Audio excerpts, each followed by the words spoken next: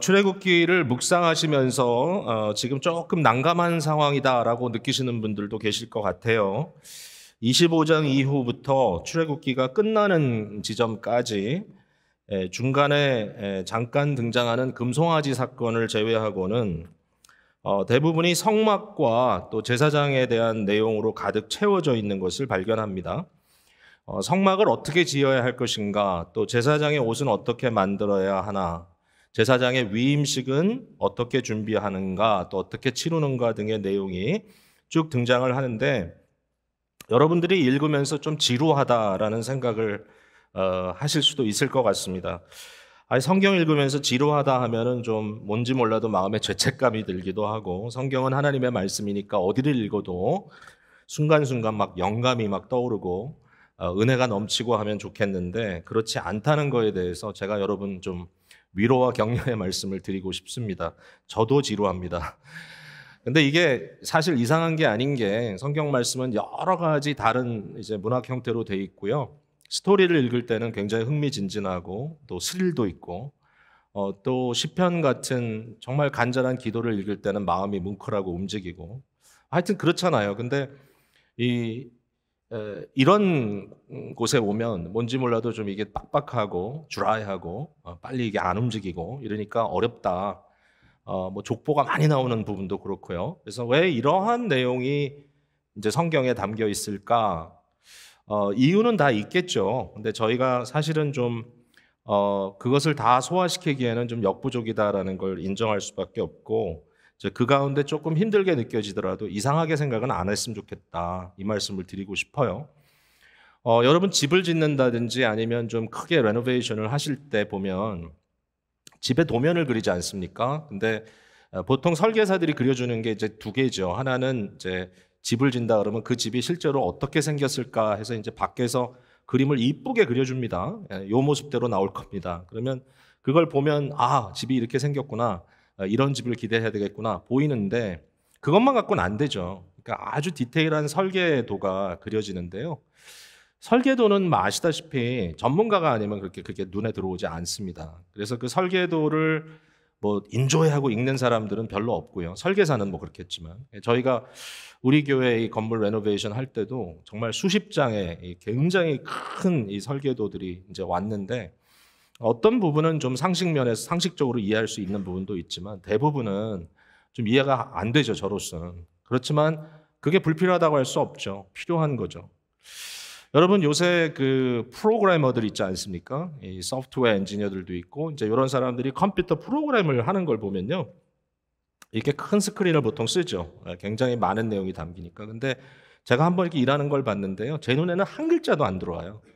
일단은 글자 자체가 너무 작고 글자와 숫자의 배열이 쭉쭉쭉 나오는데, 이게 색깔은 여러 가지 되어 있는데 이게 도대체 뭔지 도저히 모르겠어요. 근데 아마 그 보는 사람은 알겠죠. 그걸 직접 짜고 있고 또 그걸 이해하는 사람들은. 근데 이제 우리가 아는 건 뭐냐면요, 이제 그런 프로그램들을 짜고 나서 나타나는 결과인데요. 여러분 앱 쓰시잖아요. 그리고 그 소프트웨어 쓰잖아요. 예? 마이크로 소프트 월드도 쓰고 엑셀도 쓰고, 이제 그런 거를 우리는 프로그램으로 다 됐기 때문에 이제 컴퓨터를 열고 자유롭게 쓰는데, 그러나 그런 프로그램을 짜는 사람들 입장에서는 그 설계를 하는 거죠. 그 설계도는 우리가 이해할 수 없어요. 잘 웬만한 사람들 이해가 안 돼요. 우리가 많이 쓰는 이 카카오톡 이런 앱도 우리는 그냥 이렇게 하면 되지만, 사실은 그것을 만들기 위해서 또 보강하기 위해서 수많은 그 프로그래머들이 뒤에서 일을 하고 있겠죠. 그건 안 보여요. 근데 누군가에게 필요합니다. 왜냐하면 모두에게 필요한 거죠. 그 앱을 사용하려면 사실은 그 배경에 그게 있단 말이죠. 저는 성경을 읽을 때 이런 구절들을, 여기 많은 뭐 그 디테일한 인스트럭션이 나오는 걸 보면서 저는 그런 느낌을 가져요. 그러니까 이거를 우리가 뭐 정말 디테일하게 연구하고 여기서 나오는 모든 한마디 한마디에 어떤 의미를 발견하려고 하는 사람들도 있겠지만, 이제 그것은 이제 그런 일을 하시는 분들에게 좀 맡기고, 우리들 입장에서는 이것을 읽으면서 과연 이게 어떤 앱으로 어떤 소프트웨어로 우리에게 의미가 있는가, 이걸 어떻게 적용해야 될까, 이 고민을 우리가 해야 되겠죠. 그 얘기를 여러분과 함께 드리려고 그래요. 그러니까 오늘은 설계도의 관점보다는 앱의 관점에서, 프로그램의 관점에서 이 본문을 좀 봤으면 좋겠다라는 생각이에요. 자, 그러면 제사장의 옷에 대한 얘기인데 제사장의 옷에 대해서 우리가 뭐를 좀 알 수 있을까? 오늘 말씀은 사실 그렇게 뭐 내용이 복잡하진 않은데요. 여러분 좀 잘 따라오시다 보면 아, 이거구나라고 잡히는 게 있을 거라고 저는 기대합니다. 한번 따라와 보세요. 첫 번째로 말씀드리고 싶은 것은 제사장의 옷은 성막의 축소판이다라는 거예요. 그러니까 제사장의 옷과 성막이 맥이 통하는 거예요. 그러니까 성막을 이렇게 지어라라는 말이 나오고 오늘 본문 28장부터 제사장의 옷은 이렇게 만들어라라고 나오는데 성막과 제사장의 옷이 매치가 돼요. 물론 이제 이것을 조금 더 기술적으로 많은 연구를 통해서 아주 디테일하게 밝혀낼 수 있는 사람들도 있을 거고 제가 그런 비슷한 말을 좀 들어본 것 같긴 해요. 근데 그냥 우리가 보이는 대로만 얘기를 하자면 28장 3절에 보면 이렇게 써 있어요. 너는 무릇 마음에 지혜 있는 모든 자 곧 내가 지혜로운 영으로 채운 자들에게 말하여 아론의 옷을 짓게 하라 그랬습니다. 그러니까 결국 아론의 옷을 만들기 위해서도 하나님의 영이 그들 가운데 역사하심으로 지혜로 채워지는 이 지혜의 영이 역사하는 자들로 인하여 이 옷이 만들어질 수 있다라고 말씀하셨는데 31장으로 넘어가서 3절에 보면 성막의 기구를 만드는 일 또는 앞서 성막을 만드는 일에 대해서도 하나님의 영으로 채움받은 사람들이 그 일을 할 수 있다라고 말하고 있어요. 그러니까 이게 그냥 아무렇게나 하는 게 아니라 하나님의 분명한 디자인을 통해서 저들이 이 일들을 할 수 있다고 하는 굉장히 영적으로 중요한 업무로 설명하고 있고요. 또 하나는 뭐냐면은 그 마지막 오늘 본문 5절에 보면 그들이 쓸 것은 금실과 청색, 자색, 홍색 실과 가늘게꼰 배실이다. 이제 이렇게 써 있는데 26장 1절에 성막을 만들 때 1절 읽어볼게요. 너는 성막을 만들 때 가늘게꼰 배실과 청색, 자색, 홍색 실로 그룹을 정교하게 수놓은 10폭의 휘장을 만들어 그랬어요. 그러니까 이 말은 무슨 말이에요? 만드는 매테리얼이 똑같아요. 색깔도 같아요. 그러니까 성막이 있잖아요. 성막에서 일하는 제사장이 있잖아요. 제사장이 제사장의 옷을 입고 있으면 우리 눈에 확 들어왔을 거예요. 뭐가 들어왔냐? 이건 원 세트다. 그러니까 성막과 제사장이 한 세트인 거예요. 이게 분리될 수 없는 어떤 세트로서의 resemblance, 동질성을 갖고 있다는 걸 발견하게 되는 거예요. 이게 굉장히 중요하다고 저는 생각해요. 왜냐하면 의미가 같기 때문에 그래요. 성막은 언약의 하나님과 백성의 만남의 장소예요. 그러니까 하나님이 백성을 만나고 백성이 하나님을 만나는 바로 중재적 역할을 하는 게 성막입니다. 그런데 제사장은 하나님을 대변하여 백성들에게 말할 수도 있고 또 백성들을 대신하여 하나님께 나아갈 수 있는 중재자들입니다. 제사장은 중보자예요. 자, 제사장의 옷을 보면 그럼 뭘 볼 수 있느냐? 아, 이것은 성막의 축소판이구나. 성막을 줄여놓은 거구나. 제가 오늘 디테일하게 말씀을 드리진 못하지만 그것이 분명하다는 사실을 우리가 발견하게 될 겁니다. 제사장이 입고 있는 이 옷은 제사장의 의미가 함축되어 있고 성막의 의미가 거기에 함축되어 있다. 그러니까 제사장의 거룩한 옷은 단순히 제사장을 구별해내기 위한 제복이 아니라 훨씬 더 중요한 의미를 담고 있다는 거예요. 제가 역사 속에서 이 증명을 하나 해낼게요. 보세요. 사울 왕 시대에 있었던 일이에요. 사울 왕이 뭐 할 일도 많았을 텐데 참 많은 시간을 허비했어요. 그의 사위 삼았던 다윗을 쫓아 그를 죽이려고 했습니다. 다윗이 사울에게 쫓기는 신세가 됐습니다.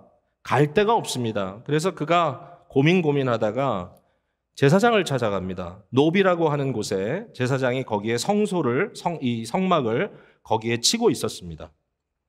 거기에 아히멜렉이라고 하는 제사장에게 찾아가서 다윗이 쫓기고 있다는 상황은 뭐 설명하지 않고 먹을 게 좀 없느냐라고 물어보니까 진설병 있잖아요. 그 성소 안에 매일마다 새로운 이제 빵을 구워서 올려놓는데 그 빵을 물린 것, 그러니까 하루 지난 것이 남아 있었는데 원래 제사장밖에 못 먹는 건데 이 아히멜렉이 무슨 생각을 했는지 제 생각에는 다윗에 대한 전적인 신뢰가 있었던 것 같아요. 왜냐하면 왕의 사위이기도 하고 이 사람은 이스라엘을 몇 번이나 구해낸 영웅이기 때문에 조금도 의심하지 않고 다윗과 그와 함께 있었던 몇 명 그 장정들에게 그 떡을 내줬습니다. 그리고 다윗이 또 이 질문을 합니다. 여기에 칼이 없느냐? 다윗은 아무 무기가 없었던 거죠. 그때 굉장히 놀라운 얘기를 하죠. 당신이 싸워 이겼던 골리앗의 칼이 여기 있습니다. 그래서 골리앗의 칼을 내준단 말이죠. 뭐 너무 큰 횡재를 한 거죠. 그리고 이제 갔습니다. 근데 그 광경을 이 에돔 사람이, 시중 두는 사람이 있었는데, 도액이라는 사람이 그거를 본 거예요. 그리고 이것을 사울에게 고합니다. 그럼 어떻게 됐겠어요? 이제 도륙이 시작되는 거죠. 그래서 아히멜렉은 죽임을 당합니다. 그리고 아히멜렉의 가족들도, 제사장들도 죽임을 당할 수밖에 없는 상황인데, 그때에 아들 중에 하나인 아비아달이 유일하게 도주를 하는 겁니다. 제사장이에요, 이 사람도. 근데 이 사람이 도망할 때 혼자 도망오진 그냥 빈손으로 오는 게 아니라 제사장에 오신 에봇이라고 하는, 제사장이 입었던 옷 중에 에봇이 제일 센터피스거든요. 속옷, 겉옷, 그 위에 에봇을 입고 이제 거기에 흉배를 붙이고 하는 거니까 에봇이 제일 중요합니다. 그 에봇을 가지고 옵니다. 에봇을 가지고.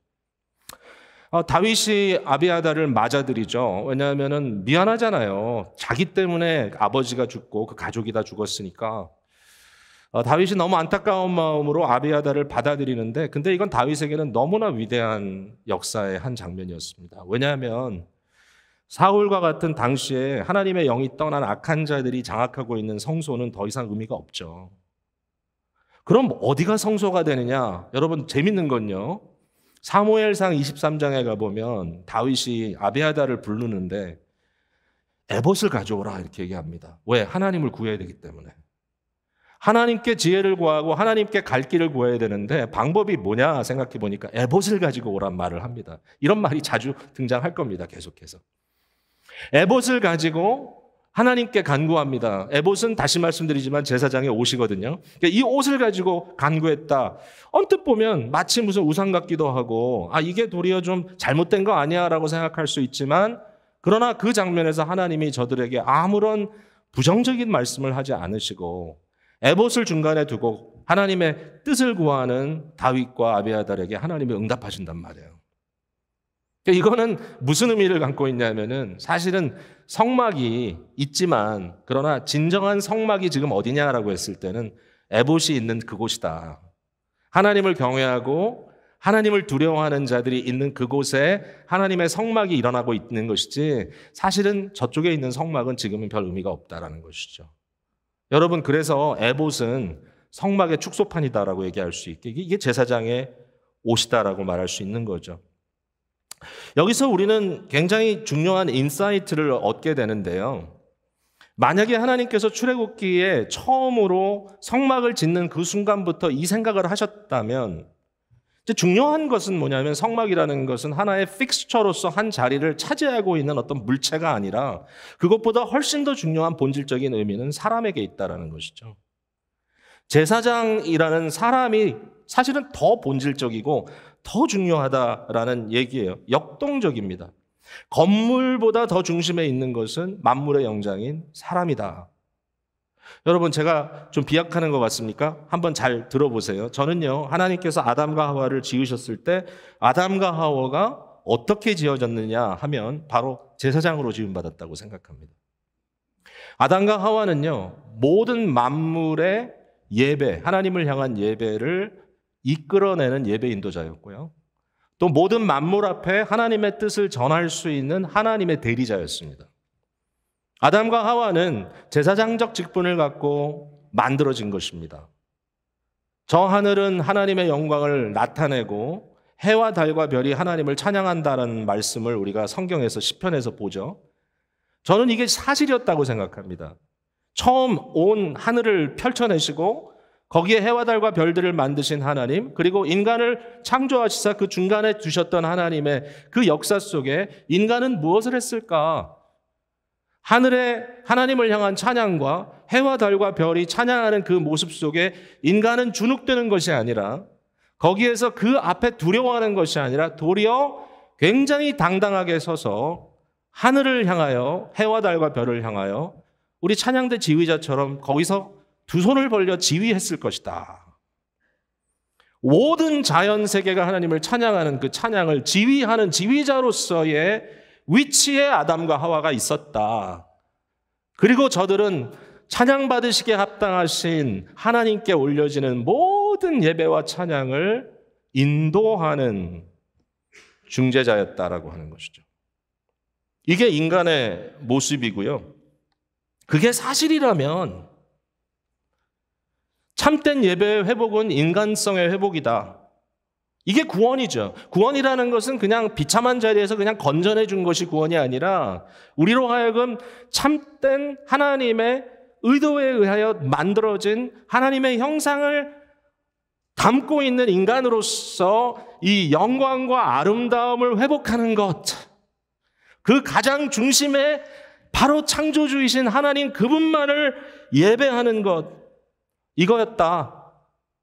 여러분, 너무 비참한 거는요, 인간이 범죄했을 때 어떤 일이 벌어집니까? 인간이 피조물 중에 가장 아주 그 대표자로 거기 뭐가 나옵니까? 3장에 간교한 자로 뱀이 등장하죠.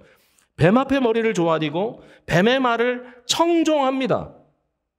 로마서 1장으로 가면 이러한 거짓 예배가 쭉 전개되면서 인간이 얼마나 그 존재적인 가치에서부터 추락하냐 하면은 자기의 존재보다 훨씬 밑에 있는 기어다니는 곤충과 심지어는 나무와 돌과 같은 인격이 아예 존재치도 않는 그러한 것 앞에서 머리를 조아리면서 예배하고 있다. 인간의 비참함이 여기에 드러나는 거죠. 여러분, 하나님이 아닌 것을 예배하되 가장 비천한 것들 앞에도 머리를 숙이는 인간의 모습을 보면 진정한 구원이라는 것은 하나님만을 예배하는 자가 되는 겁니다. 이 세상에 무엇이라 할지라도, 심지어는 이 세상을 지금 많이 움직이고 있는 돈이라 할지라도 그 앞에 우리가 무릎을 꿇는 것이 아니라 도리어 돈을 멱살 잡고 그것을 하나님께 예배시키는 것, 그게 인간의 본연의 영광이다. 그런 의미에서 우리가 예배 도중에 헌금도 합니다. 사실 헌금이라는 게 뭐 돈 걷자는 게 아니라 예배의 한 순간으로서 우리가 드리는 헌금의 의미는 6일 동안의 우리의 삶을 하나님께 복종시킨다라는 의미를 갖고 있고 거기에 진정한 예배가 담기게 되는 것이죠. 인간은 이처럼 위대한 존재이다. 이것을 회복시킨 가장 구체적인 표현이 우리 예수 그리스도십니다. 예수님은 아담의 원죄로부터 자유로우신 분이시고요. 두 번째 아담으로 역사 속에 등장하셨고 예수님으로부터 새로운 인류가 출발을 하는데 예수 그리스도의 속죄의 능력으로 말미암아 그에게 거룩한 백성이 된 저와 여러분이 다 그리스도께 속한 제사장의 백성들입니다. 너희는 왕 같은 족속이요. 뭐죠? 왕 같은 제사장이요. 그에 속한 놀라운 제사장의 역할을 감당하는 하나님의 놀라운 백성들이 됐다. 여러분 너무 멋있는 거 아닙니까? 저는 예수님께서 갈릴리 바다를 잠잠케 하셨던 그 장면이 이렇게 느껴지는 거죠. 제자들은 죽겠다고 아우성치는데 예수님께서 벌떡 일어나셔서 바람과 바다를 꾸짖으시니까 모든 게 다 잠잠해집니다. 예수님의 신성이라는, 예수님은 하나님이시다라는 것을 증명하는 그런 순간이라고 많이들 얘기하지만 저는 그 순간에 참 하나님의 형상으로 진정한 인간 되신 그리스도의 모습을 본다는 생각이 들어요. 만물 앞에서 그 만물을 지휘하면서 하나님을 거역하는 그 모든 것들이 잠잠해지고 오직 그의 음성에 바람도 잠잠해지고 파도도 잠잠해지는 그 모습은 마치 창세기 1장, 창세기 2장에 나오는 아담의 하와의 영광스러운 모습을 보여주고 있지 않은가. 도대체 그가 누구시길래 바람과 바다가 그에게 복종하는고라고 제자들은 질문하고 있지만 거기에 대한 답은 진정한 인간이시오. 참된 아담이시기 때문에 이렇게 하셨다라고 답을 할 수 있는 거죠. 예수 그리스도가 누구십니까? 요한복음 1장에 보면 그는 말씀이 육신이 되어 우리 가운데 장막친 분이라고 얘기합니다. 거기에 스키나오, 장막치다라는 장막은 바로 성막입니다. 예수님은 바로 성막이 육신을 입고 이 땅에 오신 분입니다. 예수님은 바로 성막 그 자체입니다. 예수님이야말로 진정한 제사장이요, 제사장이 입었던 에봇입니다. 바로 이와 같은 주님께서 우리가 하나님을 만나는 그 지점이시고 바로 주님을 통하여 이 모든 말씀들이 성취되었다. 이게 우리가 만나는 성경의 진리거든요. 여러분, 한 가지만 더 얘기합시다. 성경이 말하는 옷의 중요성에 대해서 좀 얘기를 하려고 하는데요. 도대체 이게 옷의 의미가 뭐냐? 옷의 의미가. 아담과 하와는 벌거벗었다고 얘기합니다. 창세기 2장 25절에 2장이 그 막을 내리는 그 순간에 저들이 벗었으나 부끄러워하지 않았다라는 말이 나오는데 저들이 범죄한 이후에 첫 번째 느꼈던 게 부끄러움입니다. shame입니다. shame. 아주 수치심을 느꼈습니다. 여러분, 저들이 벌거벗었는데 왜 처음에는 수치심이 없었을까요? 왜 거기에 대한 의식이 없었을까요? 왜냐하면 창세기 2장의 벌거벗음은 빨개 벗김이 아니기 때문입니다. 빨개 벗겼다는 말은 아무것도 없이 그냥 쫙 벗겨버렸다는 얘기잖아요. 거기서 말하는 벌거벗음의 의미는 특별히 아담과 하와의 관계 속에서 또 하나님과의 관계 속에서 저들에게는 아무런 이 숨겨놓을 것이 없이 우리가 말하는 투명성, transparency를 지니고 있었고 두 사람의 관계를 어떻게 설명할까? 우리가 이제 좋아하는 단어 중에 하나가 authentic이라는 단어를 씁니다. 이 원조라는 말이죠. 진짜라는 말이죠. 저들의 관계는 진짜 백이었다. 아주 authentic했다. 거기에는 어떤 진실타지 않은 그러한 면이 있는 것이 아니라 완벽한 열린 소통이 되었다라는 의미에서 그들이 벌거벗었다라고 하는 의미가 나오는 것이고요. 저는 아무리 생각을 해도 창세기 1장, 2장에 나오는 인간의 모습이 그냥 벌거벗음만은 아니었을 것이다. 아마도 이 완전한 진실한 소통을 가능케 한 것은 저들의 존재로부터 퍼져나오는 하나님의 영광의 빛이었을 것이다라고 저는 생각합니다. 아담과 하와를 보았을 때 벌거벗은 인간이 보인 게 아니라 그로부터 펼쳐져 나오는 영광의 빛이 보였을 것이다라고 생각합니다. 하나님의 영광의 빛으로 그들을 덧입히셨다. 그 영광의 빛이 그 존재로부터 흘러나오고 있었다. 범죄했을 때 그 영광의 빛을 상실했기 때문에 수치심이 들어왔고 결국은 어쩔 수 없이 저들에게 희생을 상징하는 가죽옷을 입힐 수밖에 없었다라는 얘기가 나오겠죠. 누드를 주창하는 사람도 있지 않습니까? 자연으로 돌아가자. 우리가 옷을 입고 있다는 것이 이게 문제다. 빨리 벗어버리자. 여러분, 누드를 주창하는 사람들이 어슬렁거리는 장소를 가보신 적이 있습니까? 상상은 되시나요? 네, 제가 다닌 대학교는 그 학교의 3면이 누드 비치였습니다. 호기심이 많은 제가 안 가봤겠습니까? 가봤는데요. 사실은 보려고 간 게 아니라 저도 벗어보면 어떨까. 뭐 젊을 때니까요. 그래가지고 좀 내려가 보기도 했는데 제가 경험한 것은요. 정말 진심입니다. 뭘 봤냐면은 아름답다는 느낌은 아니고요. 굉장히 초라하고 참혹해요. 그 광경이. 이게 이상하게 느껴지겠지만 정말 이렇구나. 이게 현실이구나. 그러니까 저는 깨달은 게 있어요. 그러한 것을 통해서. 그러니까 인간의 구원은 누드로 돌아가는 것이 아니라 인간의 구원은 하나님의 영광으로 옷 입는 것입니다. 그러니까 하나님의 영광이 사라진 인간의 모습은 아름답지 않아요. 죄송하지만. 그러니까 하나님의 형상을 비춰내는 인간이 아름다운 것이고요. 거기에 진선미가 흘러나오는 것이지 인간의 육체 덩어리를 가지고 아름답다라고 이야기하는 것은 좀 비참한 발상이라고 생각이 듭니다. 인간의 본연의 모습. 요한계시록의 종말적 인간의 모습을 보면은 벗겨져 있는 인간이 아니라 하얗고 빛나는 세마포로 입혔다라는 것입니다.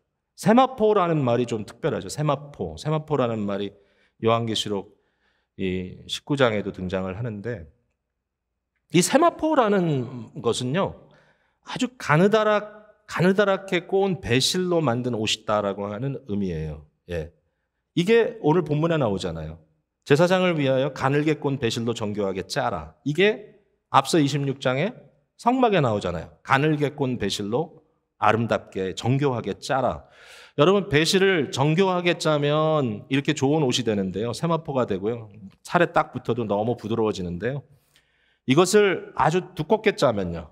이것을 아주 이 고운 배가 아니라 아주 거친 배로 짜면 이게 뭐냐면은 바로 이 참혹함을 경험하는 사람들에게 입혀지는 배옷입니다. 배옷입니다. 이스라엘의 역사에 그럴 때가 있었습니다.